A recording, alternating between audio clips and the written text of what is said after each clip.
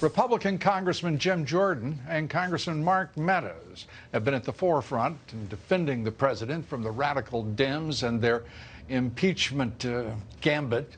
Both are members of the House Freedom Caucus. They join us here tonight. Gentlemen, good to have you. Great to be with you, Lou. I want to start with first just the spectacle of this vote tomorrow on sending the articles of impeachment.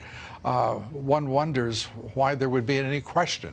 No, the facts are all on the president's side. They've always been on the president's side. They had an unfair process. When you don't have the facts, you have a process that's unfair, no due process, in fact, for the president and his team.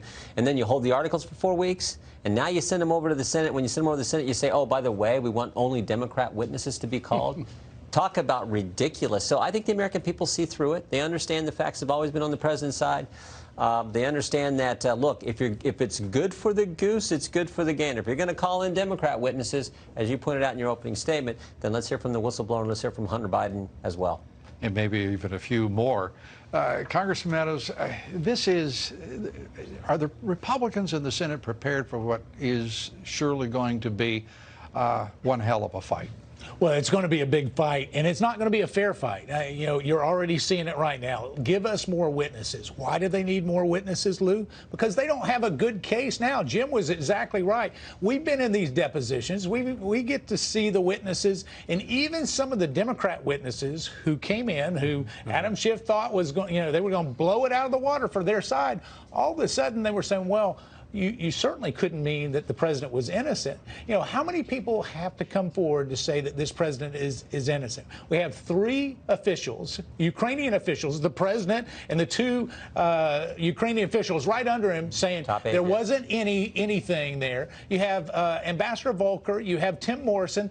We've got 5 people that said that the president didn't do anything wrong, and they want more witnesses. It's a fishing expedition, but I can tell you there are no fish in that pond.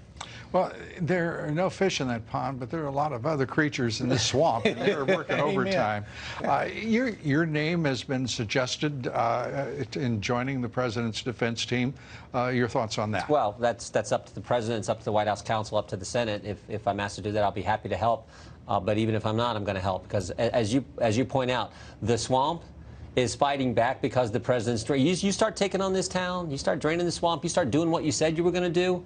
The swamp fights back, and that's exactly what you're seeing, because they don't like the fact that he's delivering, as you've talked about so many times, cutting taxes, reducing regulations, growing the economy, 29,000, lowest unemployment in 50 years, economy soaring along, all the other things he's done, foreign policy. They don't like that, so they've got to get this president. We should never forget, impeachment didn't start with Ukraine. It started on July 31st, 2016, before he was ever elected president, when they opened this investigation and they spied on 4 American citizens associated with this campaign. They've been out to get this guy even before he was elected, and they've continued and upped it since then.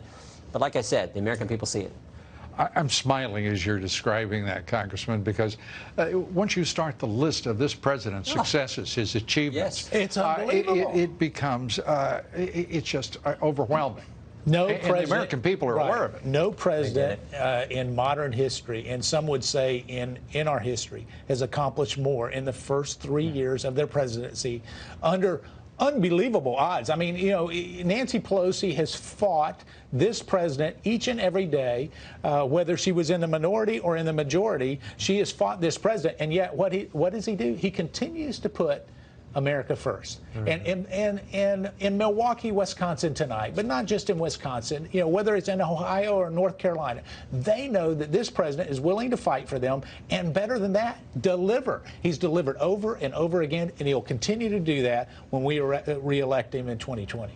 And this campaign is building quickly, even while the number of Democratic candidates dwindles. We're talking tonight about 6 folks standing up before the camera in a so-called debate. 6 of them didn't make it, and we have no idea in the world what the Democratic platform looked like. It's across the spectrum. From what seems to be a partially modest left-winger to an outright left-wing socialist, you know, and almost by the dozens they come. Well, I can tell you the Democrats back home in my district, they say, listen, this Democrat list of presidential nominees are not anywhere close to what I believe. They believe that their party has left them. And so what they're doing is they're voting with their feet. They're going to rallies like in Milwaukee, Wisconsin. They're actually showing up. You got Democrats that perhaps for the first time ever voted for Donald Trump, hoping that the swamp would be drained. And now what they're doing is they're convincing their friends to show up and vote for Donald Trump because he's willing to do what he said. The best indication of how strong the president's campaign is these rallies and everything you're seeing, but it's also the fundraising. The fundraising is off the charts, and that is maybe the best poll of all. Regular moms and dads, regular people across this country saying, you know, I believe in what this guy's doing. I believe in how he's shaking this place up, draining the swamp, and they're writing checks. They're helping out because they want this to continue. What the president started in 2016 when he got elected, what he's done for 3 years, they want it to continue. I want to take up one other issue that I know is of great concern to you gentlemen. That's David Chris being appointed to reform, a left-wing Obama acolyte who would be in charge of reforming the very group of courts that facilitated the abuse of power by the FBI and the Justice Department in Spygate. Michael Horowitz said they lied 17 times when they went to the FISA court to get the warrant to go spy on the Trump campaign. And David Chris, while all that was going on, said everything's fine, not to worry. That Meadows guy, that Jordan guy, that Nunes guy, all these people saying things are a problem. Oh, don't pay attention to them. They don't know what they're talking about. Well, just last month, Michael Horowitz said the only thing we got wrong is it was worse than we thought. They weren't spying on 1 or 2 people. They were spying on 4 people. And that's the guy, David Chris, that the FISA court's going to put in charge of overseeing the reforms they have to do to fix this. This is level. That's why we're going to send a letter. Lou, Mark and I are going to send a letter to this to the FISA court and say, are you kidding me? This is what you're going to do?